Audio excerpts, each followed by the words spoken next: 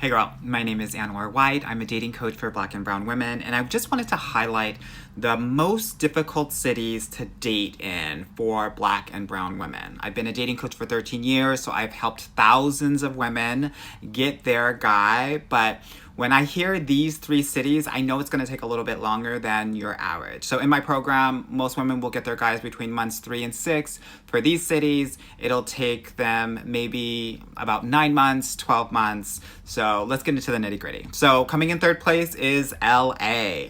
Los Angeles is super difficult for Black and brown women. A little bit easier for brown women, Latinas.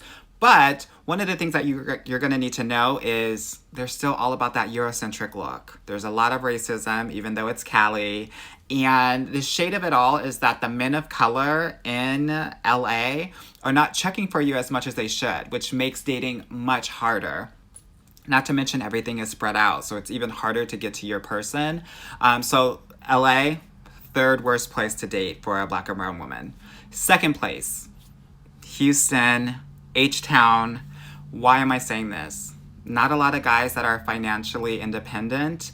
And a lot of guys from Houston are actually coming from Atlanta and they weren't able to make it in Atlanta. And so they think that they're a 10 and they're overestimating themselves. The other thing about Houston that a lot of people don't talk about is there's a lack of what I call a love middle class. You either have bartenders or you have these like med students and hyper engineers, and there's nothing wrong with any of those like professions or anything like that, but med students will never have time for you. Many engineers are socially awkward and bartenders have really bad schedules. So sometimes it's really difficult to just find your person. Okay, so Houston's number 2. In first place, and I think most of you know this, ATL. Absolutely. When a woman comes to me and says, hey, I live in Atlanta, I know this is going to take 9 months to 12 months to actually help her get her guy. And I'm going to explain why. ATL has a huge gender ratio issue.